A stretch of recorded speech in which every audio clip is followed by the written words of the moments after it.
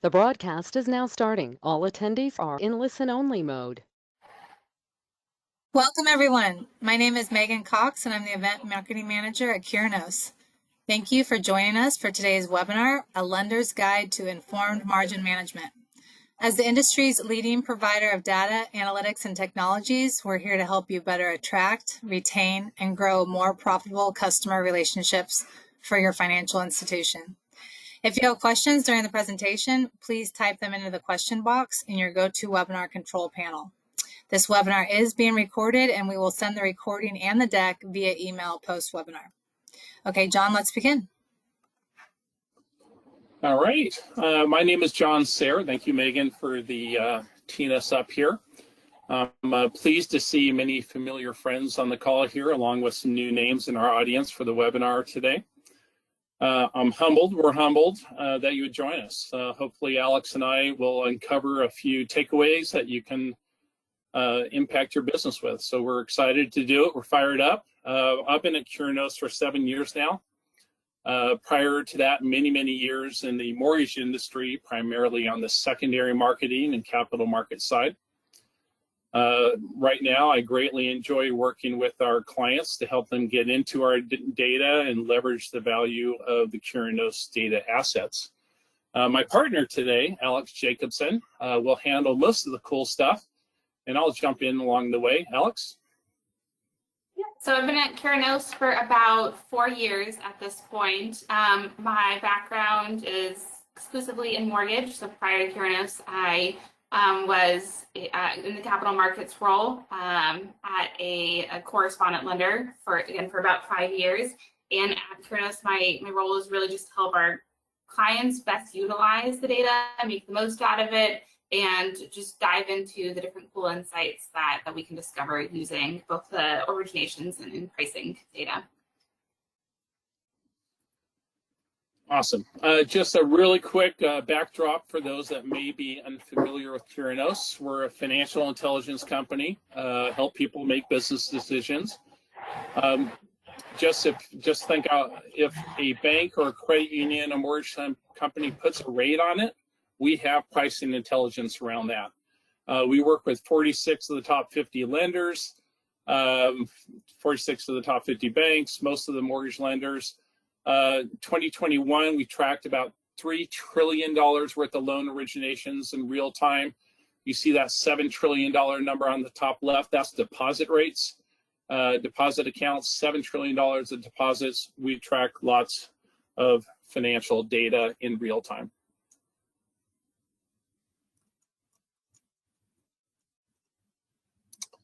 All right, drilling down just a little bit, want to highlight on what we're going to actually get into today. As I said, we do all kinds of areas in terms of bank products, deposits, consumer loans, small business loans, home equity loans, auto loans, personal lending, credit cards, the whole bit here. But we're going to get into mortgage today, specifically retail mortgage, that branch environment. You walk in, work with a loan officer. And but although we're talking about mortgage, I know not everybody on the line here is mortgage focused. What we talk about applies across the balance sheet. So we're hopeful that what we get into applies everywhere. At the most basic level, think about this. If a lender's volume is up 10% this week versus last week, or this month versus last month, is that good or bad? Well, it depends on what the market's doing. So how do we help lenders figure out what the market's doing? Door number one on the top right there, comparative price position. By name lender, we have rate surveys across all these products for people to understand their go-to-market price position. That's going to come up a bunch in our discussion today. And then door number two is the loan origination benchmarking. If you were to apply for a home loan tomorrow, there's a 60% chance that we're going to know everything about your transaction minus your personal information within a week of your application. Of course, we anonymize that data and create a benchmark for the benefit of our clients.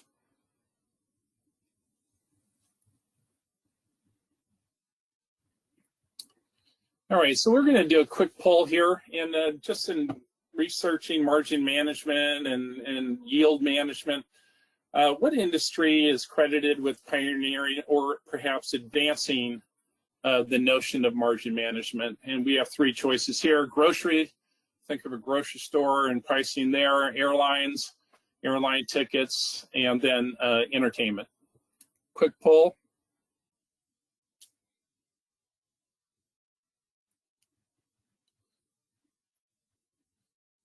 And let's go ahead and get to the answers. So we have a variety of answers, 52% going with airline. That is at least the right answer that I researched. So when we think about the next slide here, I want to draw a parallel between what happened in the airline industry and how that applies to margin management and financial services, specifically mortgage. So you think about yield management. Deregulation happened in 1979 in the airline industry. That's a huge deal. So in the early 1980s, American Airlines in particular pioneered the use of what they called dynamic pricing to control profitability. And what they did, they really got into elasticity, segmenting their customers between business travelers, less elastic, leisure travelers, more elastic, and then marrying that up with their capacity. How many seats do I have on a plane?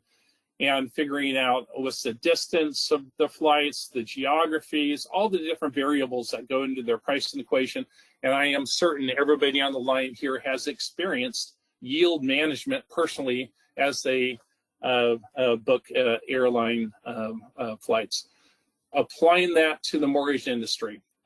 Think of margin management as what we're calling it. In 2005, Curinos came out with Lenders Benchmark. I would argue that that is one of the least known, most significant things that has happened in the mortgage industry. We now have the benchmark for home equity, for consumer lending, small business, retail deposits, but it enabled mortgage lenders to really be able to do effective and informed margin management, get into the whole elasticity thing, even if you're not creating elasticity models. At least you're able to do segment pricing by purchase, rate and term refinances, cash out refinances, different products, ARMs, fixed, loan attributes, loan size, credit score, geographies. All those variables can go into a price equation for one to effectively manage margins. And of course, there's capacity. Capacity came to roost, if you will, in 2020, 2021, when gosh, it took 50, 60, 70, 80, 90, 100 days to process refinances. Now that's much less. The market's contracted 60% or so. Huge impact on margin management. So how do you create a framework of margin management to go through those business cycles, to manage different products? We're going to get into all that. Alex is going to kill it here, and we're fired up for this.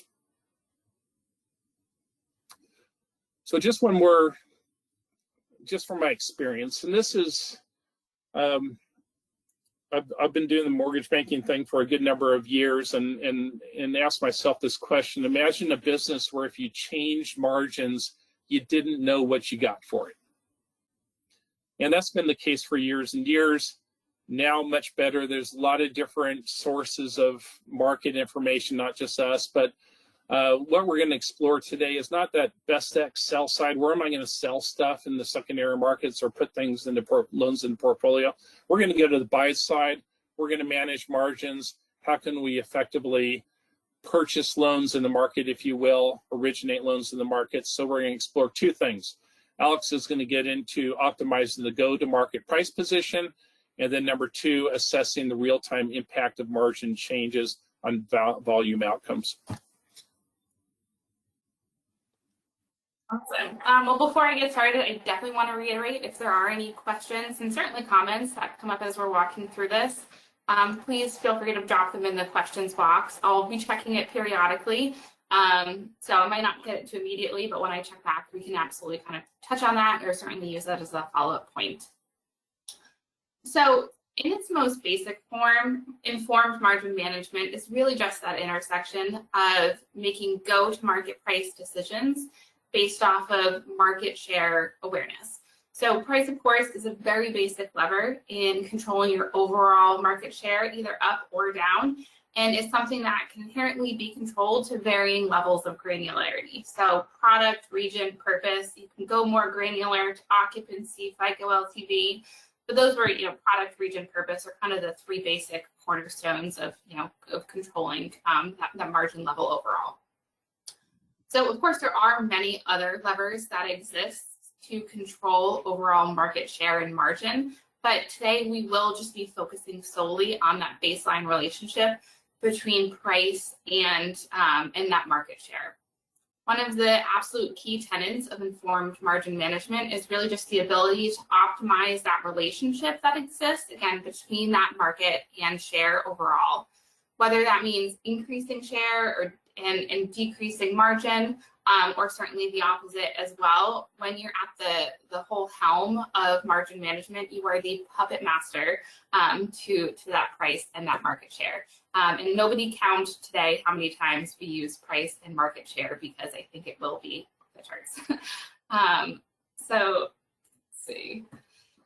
So here I have kind of a very basic complexity matrix of margin management. So no need to read too deeply into each of these just as we're walking through it, and we'll certainly send this deck around after the fact if you do want to read into some of these varying levels of complexity. But you can imagine how, when it comes to margin management, there are a lot of different approaches. And I think really a step zero before you even begin reassessing or assessing your strategy is to figure out how complex your current strategy is, where you currently lay in this overall matrix. So in this very basic structure that we have outlined here, we have this one-size-fits-all approach, and by no means is that a subpar strategy. I think the key here is really for each of these levels is to understand what works best for you and your business, and really realistically your team and team structure as well. If you're at kind of this one-size-fits-all model now and you want to go to this highest, most complex relationship value exchange, it's not an overnight or an over month, or it's probably a very long process to get the infrastructure, to get all the pieces in place. And so you can certainly move from one end to the next, but with no positive or negative attribute being attributed to either. You kind of have to figure out, again, what works best for you and your team. With that being said, as we do work with clients every day, we do see that highest level of return and these overall best practices occurring at that fourth tier, so that relationship value exchange. This relationship predominantly operates under that combined influence of price decisions that are made based off of how they will impact market share. Again, within this highest tier, you generally see held for sale and held for investment products operated as two separate lines of business. Within each of those lines of business, again, each product is also operated independently. So a conforming 30 year will have a different strategy relative to an FHA 30 and a different strategy relative to a VA 30 and so on. So, I think you can go, again, as complex or as simple as you want to, and it's just kind of knowing the overall principles of, what the structure looks like. Let's see. And yes, the deck is available after the presentation as well. I think it'll automatically be sent out. So during today's kind of margin management journey, this is the basic agenda that we're going to be following. So this first phase, this identifying your current position, is a sort of getting to know you phase. So you're basically just identifying what your current position is for both that go-to-market pricing and then also those comparative values on the origination side of what your position, so what your share, what your rate position, what your volume looks like compared to others. That then helps to inform that next phase of where do we want to go from here, right? That'll be your establishing your desired position. During this phase, we, again, kind of talking to a lot of these best practices that we see, you'll likely conduct some sort of price testing to more intricately understand how different products, regions, purposes certainly react to changes in margin. And then from there, you can figure out what your best fit go-to-market price strategy is. This final phase of that, this kind of the three-pronged approach, is just to maintain. So this implies weekly originations monitoring, not just of your production, but almost more importantly, how your production stacks up compared to the total market.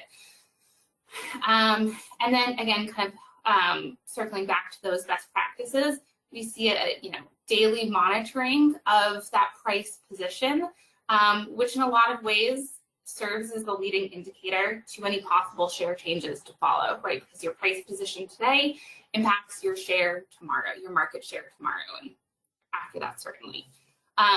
So the last piece of the agenda that we'll be walking through, fingers crossed, should we have time, because we have a lot packed into today, are other things that can potentially impact your margin. So some of these include origination fees, price exceptions, LLPAs, and then a quick view on the importance of a regional-based pricing strategy. Again, it's worth noting as we walk through this today that all the pieces that we outline are just intended to be at the basic structure of an approach to margin management. There's going to be a million different ways to set up this approach and to make it work for you and your business.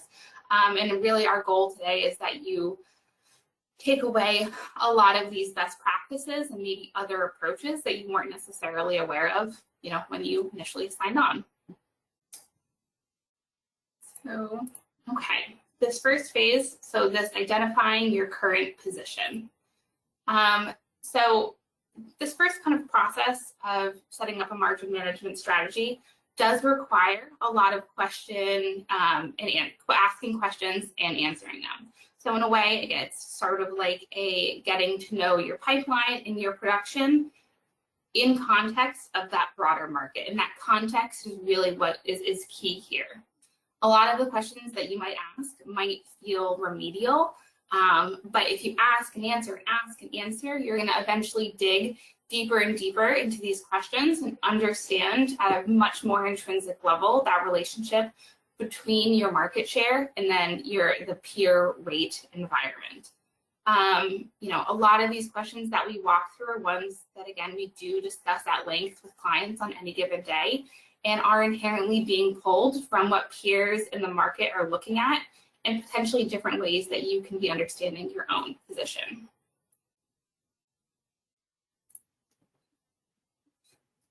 So at the most basic level of understanding comes your product composition. What products am I locking? And within that, getting to know where you are now can help that inform potentially where you want to go. Whether you want to maintain a status quo or understand different market opportunities that might exist, this step is going to help you identify your relationship in the context, again, in that bigger context of that broader market and what some of those opportunities might look like. So for this example we have here, you can probably insinuate that the chosen lender is a depository given their distribution relative to other depositories. And so we can start to investigate given within like the limitations of any business, right? Depositories, all else equal, probably going to be heavier in the non-conforming space. IMBs, all else equal, probably going to be a little bit heavier in the Govy and VA space. But within those limitations of your business model, you can start to ask, where can I be doing better? So looking here, we can see that one of those opportunities is potentially VA lending.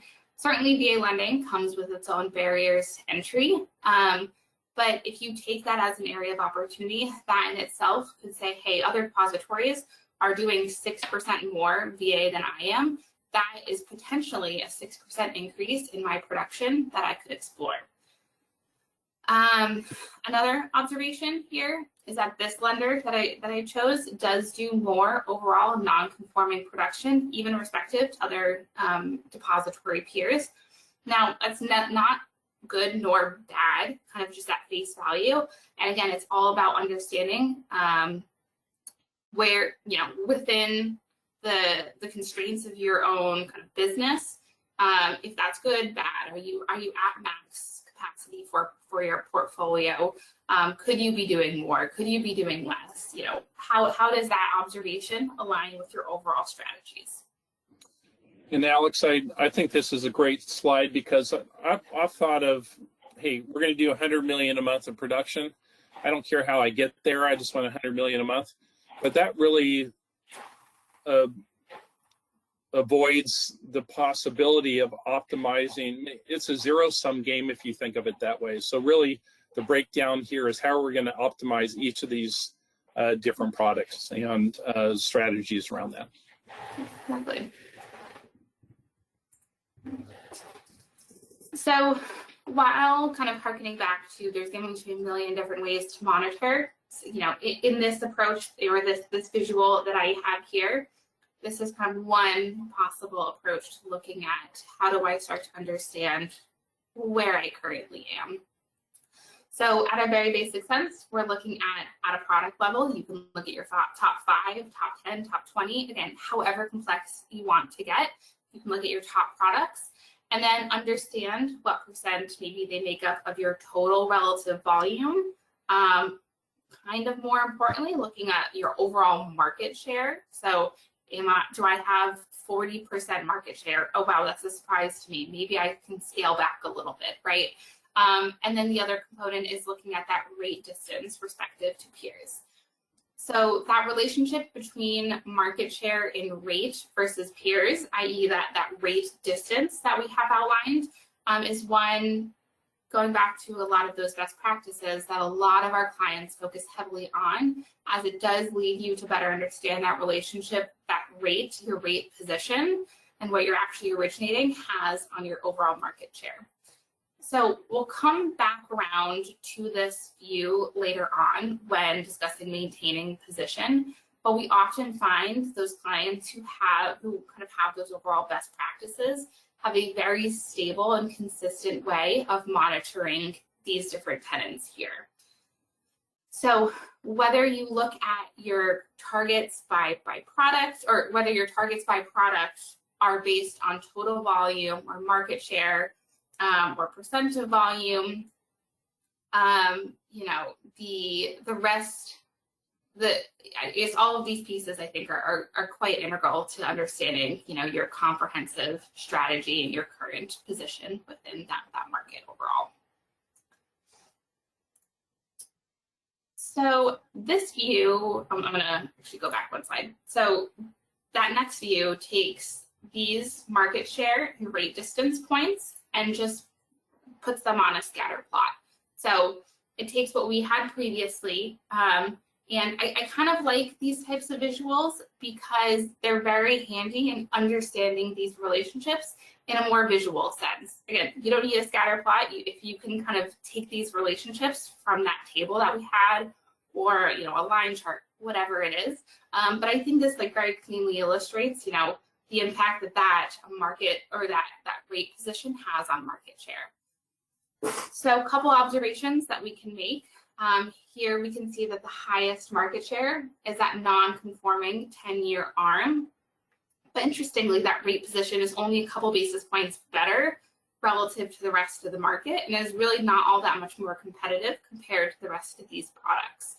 On the flip side, sort of, you know, the non-conforming 30 years still has a quite strong market share, respectively, right? But you can see how much more this lender is paying up for that product.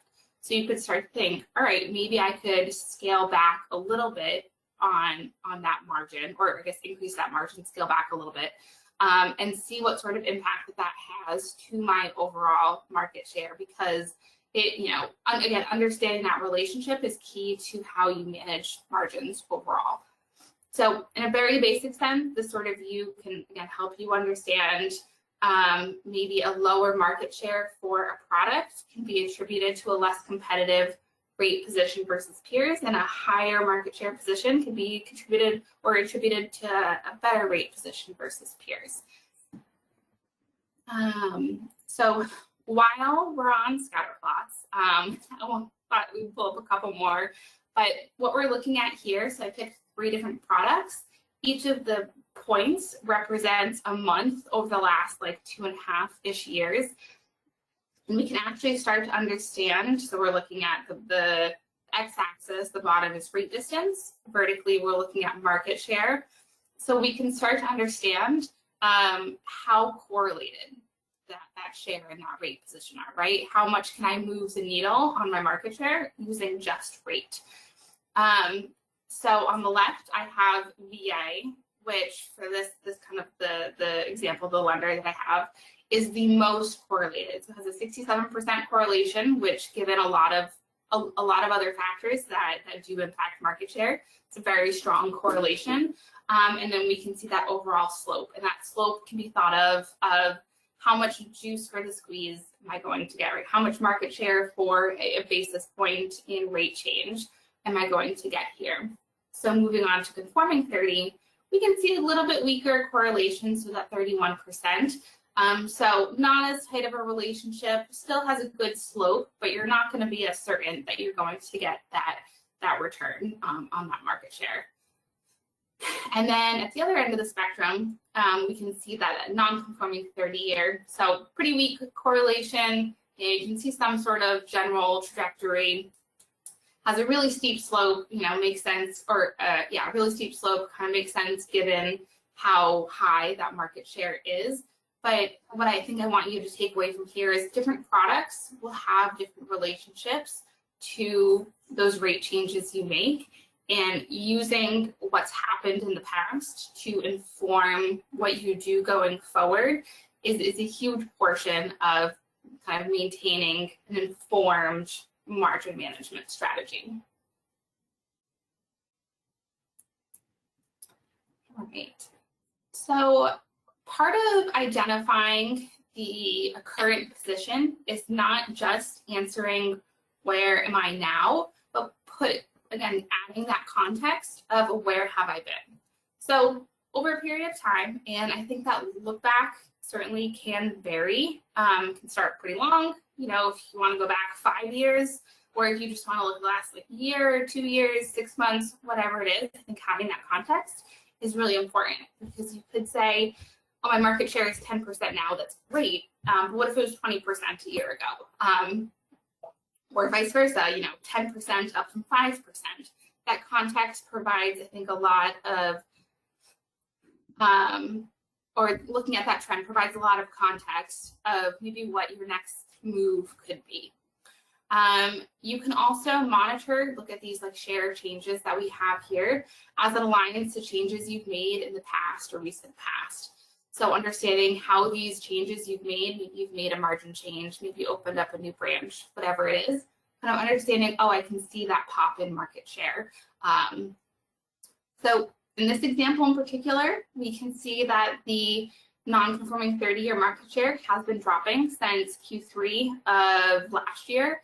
And in somewhat of a contrast, the 7-year non-conforming arm has had quite a bit of volatility over that time period. Another thing you can potentially be looking for here that you don't necessarily see on this example of if you're gaining market share on one product at the expense of the other. So if we saw that non-conforming 30-year share dropping, and conversely, maybe we saw that non-conforming 7-year arm share increasing, you could infer that maybe that arm was stealing that relative market share from that 30-year product. Let me see. Sorry, that question's a little long to view in my little box, so I might answer that at the end, and we can certainly take that as a follow-up. But I don't want to. Yes, we can certainly come back to that one in the box. Or John, if you want to look at it and summarize, when you have a second. All right. So WOMP. So as we transition to looking at, where are we now from the pricing perspective, I wanted to first take a minute to understand WOMP. So WOMP, it's a metric that we use, the weighted average market price based off of actual originated units. And in the most basic term, it weights the indicative price based off of the lenders who do more volume, weights them higher than the ones who do less volume. So in this very basic example that I have here, lender A did 10 units, lender B did 1. And so you can imagine that lender A is going to have 10x the influence on WOMP that lender B does. We definitely find that using WOMP as a pricing strategy is the best way to holistically understand your competitiveness in the market in the context of what is actually being originated. So I'm sure you get feedback all the time that Community Bank XYZ is beating us by 6 points, right? And how much production is Community Bank XYZ actually doing? Who's actually doing that production in your market for that product in this kind of near term? So WOMP answers those questions. WOMP says, I'm going to give you a price that is indicative of what is actually being locked in your market. And then you can understand how you stack up compared to the big players in this market. Yeah, Alex, just on the question here is around product distribution and how that comes out by different originator types, and does our data track that? Absolutely, it does. And there's, aside from our data, there's market data out there as well. But specifically, yeah, mortgage bank, credit unions, financial institutions, banks, the direct-to-consumer model, that consumer direct model, which is completely different business model than a retail loan officer brick and mortar type experience. So yes, tracking those different channels, tracking the different originator types, and tracking and overlaying product differences against all those, and not just products, but purposes that we'll get into: refinance, cash out, and purchase transactions. So you guess all those dynamics. You can go really simple. How am I relative to other types of originators like me, or go much deeper, as we'll continue to do here. I appreciate it, John. Thank you. Great. So, I think I skipped over. Oh, no, sorry. We're still on. Sorry, I got a little confused about where I was. So reviewing that indicative price position about where I am currently. So I'm starting by using WOMP as our baseline strategy, so we can see how that relative price position varies across products. So here on the left, I've chosen to focus on a singular region. You can imagine how this variation will occur to differing degrees from one region to the next.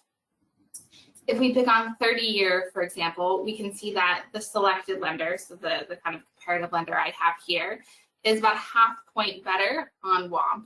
On the FHA products, that's a whole 1.5 points. And for maybe this lender, maybe WOMP is not the target strategy. However, at least starting with that as a baseline, you can start to holistically understand your price position in the market compared to the actual market that is occurring. Kind of on the right-hand side of what we're looking at, similar to reviewing that market share over time, having some sort of look back, some sort of historical context, helps to understand that price position as it relates to WOMP over time. So we can now see that the FHA 30 has not always been 1.5 points better. And in just the last 30 days, or 30 days ago, it was only 0.5 point better. Meanwhile, if we look at the non-conforming arms, we can see that that price has actually gotten worse over time. So again, reviewing this historical context, not just about where you are now, but where have you been, will help inform where you then want to go and kind of what your desired market position is. So on to that desired market position. I think you gotta first start by identifying what it is you want to accomplish. What are your objectives? So do you want to increase market share, which very likely means decreasing margin? Or are you willing to increase margin and then you want to understand likely the negative impact that that's going to have to market share overall? In an ideal world, sure, you could increase market share without conceding margin or even gain more margin, but unfortunately that's not necessarily how things work. Again, there are tons of other factors that could impact a positive market share without negatively impacting margin, like a branch growth, marketing, things like that. But purely from the context of a margin management framework, it's not generally a relationship that exists. and if it does, kudos. So taking that view from what we had looked at earlier on that where am I now type view, I want to start honing in on what it is maybe we want to accomplish. So maybe for that conforming 30 year, you want to grow market share and you're willing to concede a bit on rate. Or maybe for that non-conforming 30 year that I think I touched on earlier, maybe you want to understand, all right, what's going to happen if I scale back a little bit on my price, on my rate? How much is that going to impact my market share? And so that you're priced a little bit maybe more in line with that overall market. So you kind of come back and forth to a lot of these views throughout this holistic margin management process. So kind of think a lot of this in the context of, how can I set up that consistent established framework, kind of harkening back to one of those best practices of having something consistent and thorough that you look at every week. So the price testing or kind of, price implementation component that I had touched on earlier is really one of those best practices that we see conducted through our clients.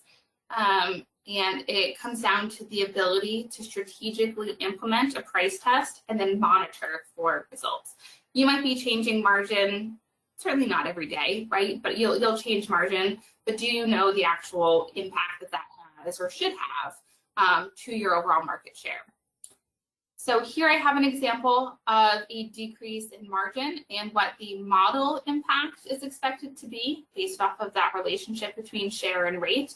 What is my break-even point? So how much extra volume or share would I need to gain? And then what actually happened? So those three components, what should happen, what at least bare minimum needs to happen, and then what did happen are completely key to having some sort of price test. And this phase really allows you to intricately understand that relationship between your go-to-market rate or your overall margin position that has on your market share. In general, I would say best practice is monitoring the success of these price tests through the lens of market share as opposed to purely volume, because there are so many other factors that impact global market volume, mortgage, whatever industry that you're in necessarily at any given time. And it's really your performance within that market that's going to be most indicative.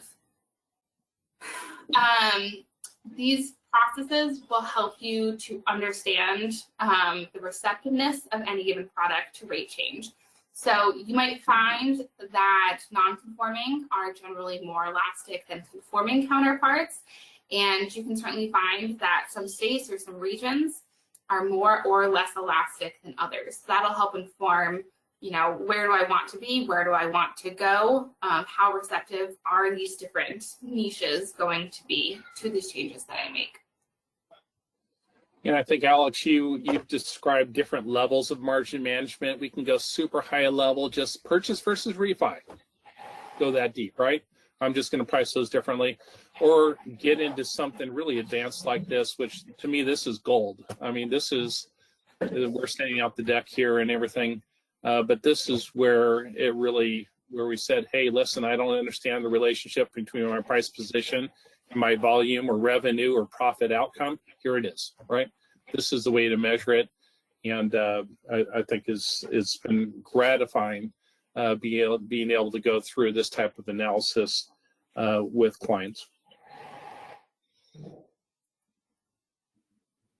All right, so moving on to that price position side of the equation, after you've started to understand how you currently price with respect to WOMP, then it makes sense to start to identify what long-term or even near-term price strategy is right for you and your business goals. So I think an overlooked portion of identifying that strategy is you don't necessarily have to be on top of a given strategy.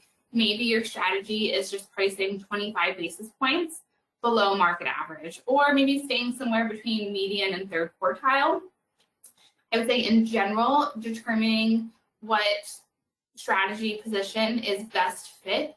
That can be done at the product level. And kind of think back to that overall kind of complexity matrix. And those best practices do occur when you have that strategy at that product level. And you can add in that geographical component as well. You should look to the strategy maybe that you, at least from a starting point, track closest to, and then that can be used to inform what your next step would be.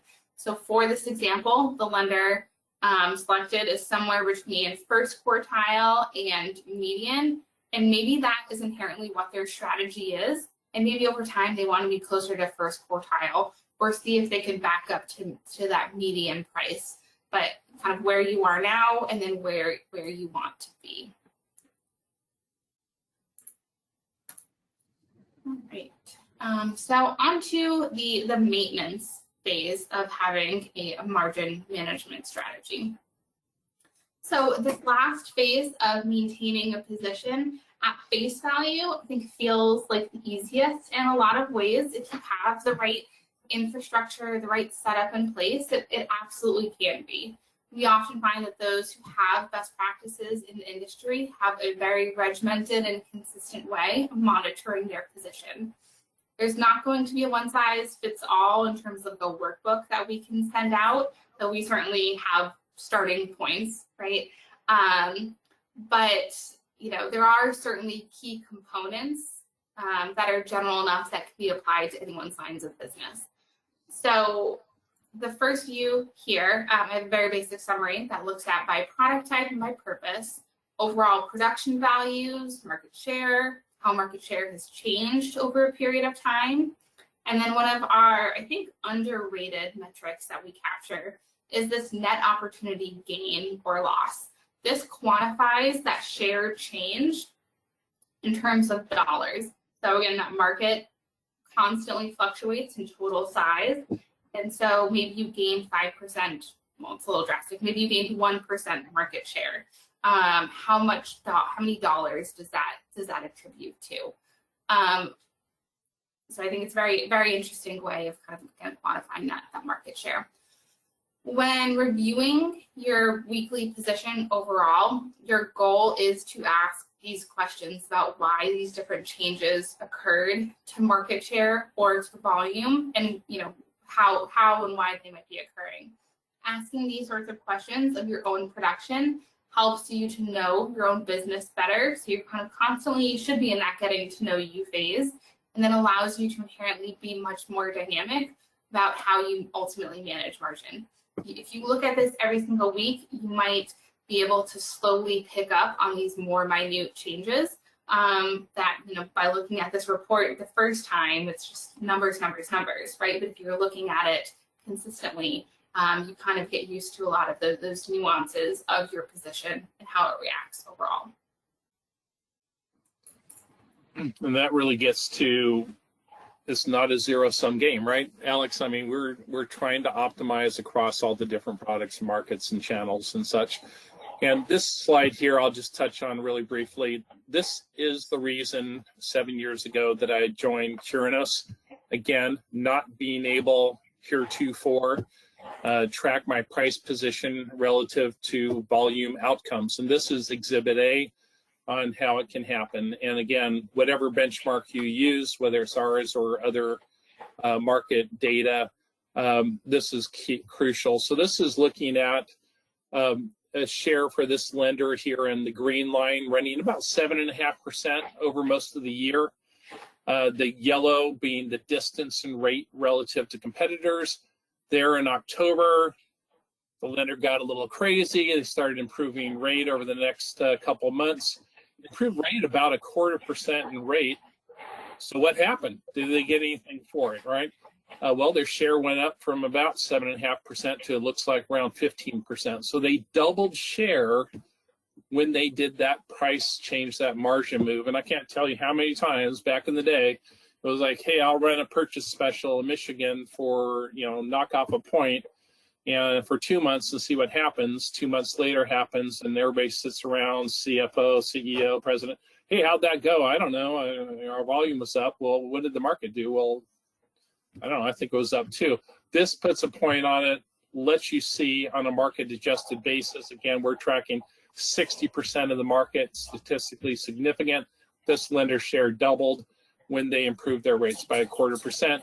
Then you can do what Alex was doing, which is figure out, okay, on a revenue, volume, revenue, and profit basis, calculate back, did I make a good decision?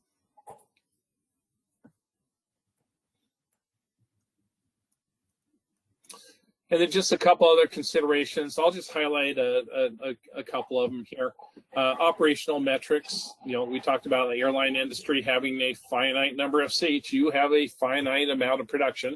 You can, or capacity. You can ramp it up a little bit, but you have a finite amount of capacity. So tracking capacity relative to price position. And then on the bottom right, risk composition. So if you're a portfolio lender, putting loans into portfolio, or if you're maybe an FHA lender, originating loans for sale to FHA, Ginnie Mae, are you sticking out? Is there a portion of your business where you're doing 20% credit scores between 620 and 660, whereas the market average is only 10%?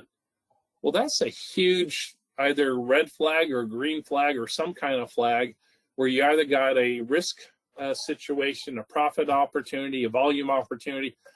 You're sticking out for a reason. You ought to know why. Risk composition is a key consideration to factor into things. And I think a lot of these considerations can also be thought into the context of how complex do you want to make your strategy, or how complex do you want to start off with your strategy, right? You can look at for your entire footprint at the state level, at the CBSA level, at the zip code level, if you really want to do that, right? But you can also look at the whole product, purpose, occupancy. You can, I think, again, pulling this into how complex do you want it, these are a lot of just other considerations of things to include in that maintenance portion of the margin management strategy. So the last component of kind of maintaining is looking at that indicative, or that daily indicative price position. So here I have at kind of a face level, it's a pretty basic example of different things to include. I have a summary of my top products, what my closest to par rate is, what my price is, my rank, my percentile. So my 5th out of 50, which is about 10%, or 5th out of 5, which is back of the pack, right? So I think that percentile helps to provide context. That's important to your overall price position. Other components I have here is looking at that day over day strategy of how have I changed from yesterday versus today? How has the market changed? And then you can also look at this over longer periods of time, week over week or month over month, to help you, again, get more context into how your position is evolving over time. So a lot of just key components that you would include here. You can kind of take this view as just a basic outline or possible starting point of different layers of complexity that you might be wanting to add. All right. So typically we're good on time. So we have some time to talk about some of these other things that can be potentially impacting to margin. So one of those that we've been hearing, having a lot of buzz around that impacts that overall, that margin, that how much money do you make on any given loan, are those upfront origination fees. So starting with another poll question, when was the last time you reviewed your origination fees overall? So we'll give it a minute.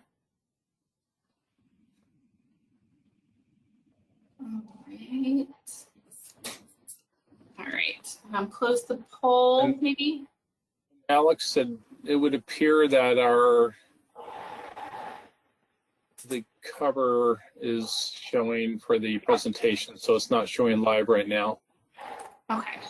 I think you can kind of see, it looks like the majority of you have reviewed in the last 6 months or so. So definitely, I think a point that a lot of people are staying on top of, which I think is great. Okay, so diving into that origination fees as a lever overall. So we do capture origination fees, a lot of different components to that, and a lot of lenders across the industry structure that differently based off of the region, kind of how competitive that market is overall, what that overall market necessitates in terms of total fees. And then lenders categorize fees in different ways. So it might be categorized as other. So it's really about looking at each component of those origination fees and then that total origination fee, so that kind of combined view holistically. So a couple other considerations that we have here. How do your fees vary? Is it based off of region, product, purpose, or is it just flat across the board? What informs when you change your fees? Is it wanting to lower or increase them based off of revenue expectations, or do your peers inherently impact your fee changes? And then I think most importantly, how do I optimize my margin and market share, in part through adjusting my fees overall?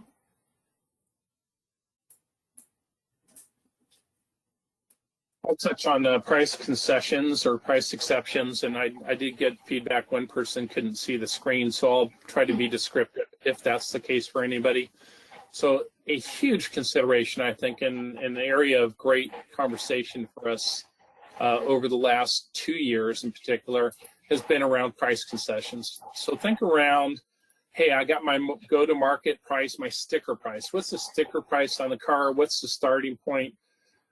And then what concessions do I give? So if a loan officer is in a competitive deal, hey, I got to knock off an eighth to win that deal. I have a whole layer of concessions. And then ultimately, what is my net price to market? What is my actual locked or application rates that are happening in the market? 3 different areas to monitor. Super, super important to have visibility, optics, shine a light on all 3 of those. What's my sticker price? Where am I conceding? And then at the end of the day, how competitive am I in practicality? Huge topic for us to have with our clients. And then the second area, which is Alex referred to it earlier, that we just want to highlight here, LLPAs, loan level price adjustments apply. Again, mortgages we're talking about, but it can be any line of business here, risk-based pricing. I could spend an hour talking about loan attribute pricing, but Alex won't let me. So I'll just suffice it to say that there's this whole world of analysis around that. Fannie Mae, Freddie Mac have their own loan level price adjustments. Investors have adjustments. But forget where they adjust. Where can I originate? What should my adjustments be? We know where the secondary market is, where we can sell stuff, but where can we buy stuff? Do we need adjustments around loan amount, around geography, around loan purpose, things where I can get and optimize margin, and then have a cadence around monitoring that. All right. So the last component I want to talk through is regional pricing strategies. So before we dive into that, I want to get a sense of how well do you feel like you manage 2 regional markets, 2 regional strategies overall. So I'll open up a poll real quick. It's a little bit of a wordy one, sorry.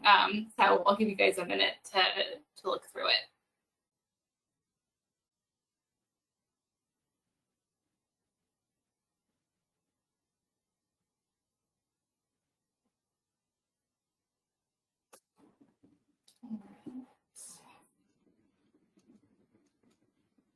John, can you read the results? It's a little small on my screen. Looks like yeah, it looks like we currently do not manage at a regional level. Is about half of the answers. Okay. Very interesting. So more of a national price position, which is okay, right? Mm-hmm. But it's it's good to know what your trade-offs are. Yeah, and I think you know, we're having a lot of conversation. Each region inherently has its own product composition, its own number of competitors. California is probably going to have, I don't know, 100 different lenders plus, certainly, in the market that you could be competing against. And maybe Alaska only has, you know, five to 10 different lenders that are kind of options. And so that should kind of help inform who are my competitors, how competitive is the market, what sort of products are popular in any given market. A lot of these, you know, do I have a strong branch presence there that I can maybe back off on pricing, and my strong branch presence will both bolster some of that market share as well. So we definitely see the increasing importance of having these sorts of strategies. Before I kind of go into the actual view, I guess, strategy I have itself, we'll do one last poll question on this topic. So what are some of your limitations around implementing a regional price strategy?